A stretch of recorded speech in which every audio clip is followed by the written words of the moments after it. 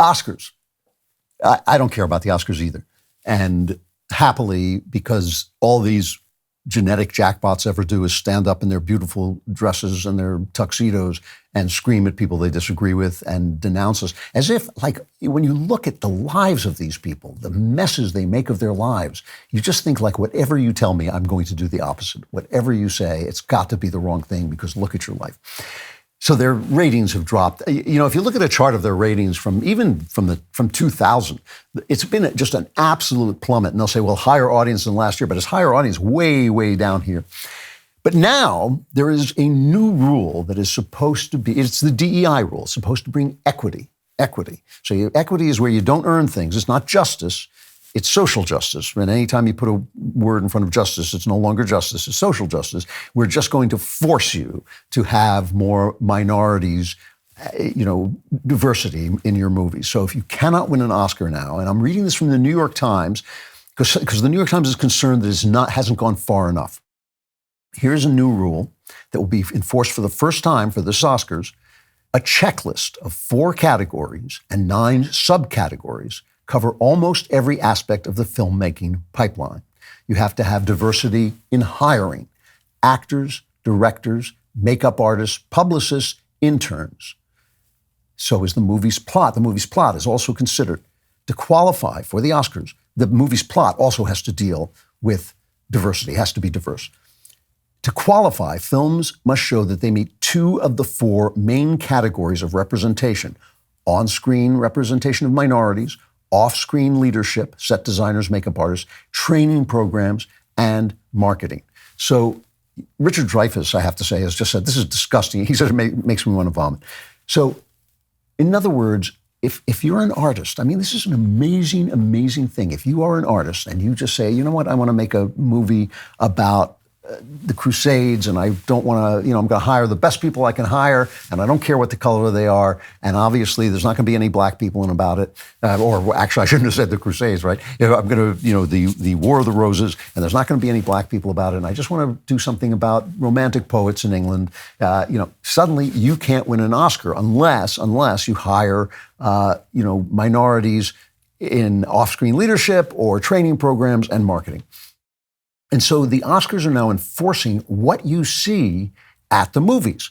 And they're doing it by quota, which is racist in and of itself. Black people, since 2000, black people have won at the Oscars, the amount of Oscars, the percentage of Oscars that is in keeping with how many black people there are in the country. So it's about 14% of people. It's maybe 12% of Oscars have gone to black people. The Oscars have not actually shut them out. Black people have worked their way up slower than they used to because of the Great Society programs that have taught them to be dependent on government and broken up families. So this is a way of controlling information too, and it's why the movies no longer matter, why they have to get, this year there were 2 enormously successful movies, Oppenheimer, which I think made almost $1 billion, and Barbie. So there were 2 blockbusters, and they were not just blockbusters. People talked about them all summer long. People were discussing them. I discussed them. But most movies now just come and go. The days of like the Marvel universe are pretty much over, as I said they would be when they finished that one story about the Stones. I said this is going to be the end of that universe, and it's pretty much over. They've been throwing out just garbage DEI stories. Got to be women superheroes, got to be black superheroes, and then you're considered bigoted if you think the movie was no good. Like I thought Black Panther was just a flat, dull thing with great sets and good acting too, but just a terrible movie. But I hate all superhero movies, so I'm not the best judge. So this is what you're watching, and you're seeing this, and this is happening in publishing too. In publishing too, you have these sensitivity readers who come in and they'll send you a note. Don't say, I got a note in one of my books that don't say somebody is coffee colored because slaves used to have to pick coffee. Now at first I was kind of taken aback by some of these things, like what's going on here? Because we always get wrong-footed, conservatives always get wrong-footed because they cannot believe the left has sunk this low. But now my feeling is this is like the Cultural Revolution or Stalin's Russia. It's like I'm not compromising at all.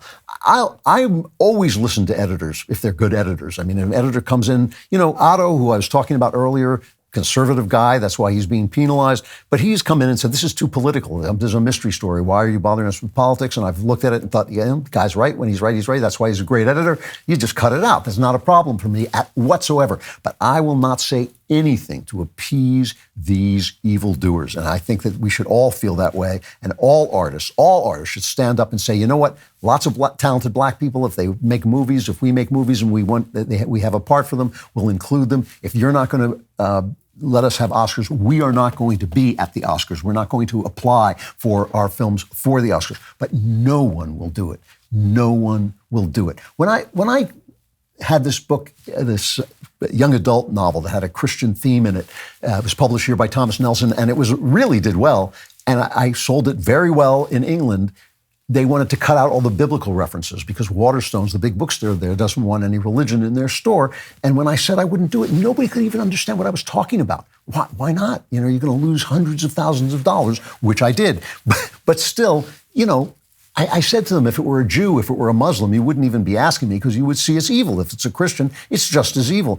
But people simply want this so much. They want to be in the movie business so much. They want to be writers so much. They want Oscars so much. They want money so much that they will compromise even with evil.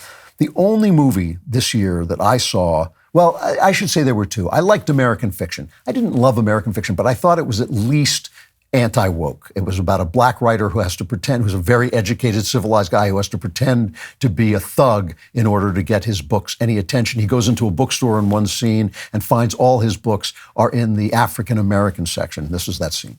Why are these books here? I'm not sure. I would imagine that this author, Ellison, is black. That's me, Ellison. Yeah. He is me, and he and I are black. Oh, bingo. No bingo, Ned. These books have nothing to do with African-American studies. They're just literature. The blackest thing about this one is the ink. I don't decide what sections the books go in, and no one here does. That's how chain stores work. Right. Ned, you don't make the rules. I'm just gonna put them back after you leave. Don't you dare, Ned. Do not you dare. What's funny is I had, absolutely years ago, I had this exact conversation with a bookstore clerk over Ralph Ellison, the real Ellison's book, Invisible Man, which I wanted to buy and read, and it was under the African-American section. And I said, you realize this is kind of an American classic? And they just didn't care. Almost the exact same situation. But the one movie that I thought was great, Anatomy of a Fall, French film, directed by Justine Triet. Very, very interesting movie about a marriage between a successful female writer and an unsuccessful male writer who dies early on, and she is accused of killing him.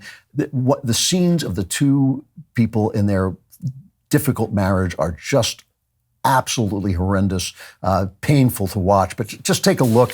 The star is Sandra Hüller, is a German actress, and like so many European actresses, she manages to be beautiful while looking like a real person, unlike American actresses who look like, angels from heaven. But she's just absolutely appealing, but a terrific actress. And here's a scene where they have this devastating argument. You complain about the life that you chose. You are not a victim. Not at all. Your generosity conceals something dirtier and meaner. You're incapable of facing your ambitions and you resent me for it, but I'm not the one who put you where you are. I've nothing to do with it. You're not sacrificing yourself, as you say. You choose to sit on the sidelines because you're afraid. Because your pride makes your head explode before you can even come up with the little germ of an idea. And now you wake up and you're 40 and you need someone to blame. And you're the one to blame. You're petrified by your own standards and your fear of failure. This is the truth. This is not a conservative picture. It's not a leftist picture. It's not a DEI picture. It's just a human picture, but it does have a lot to say.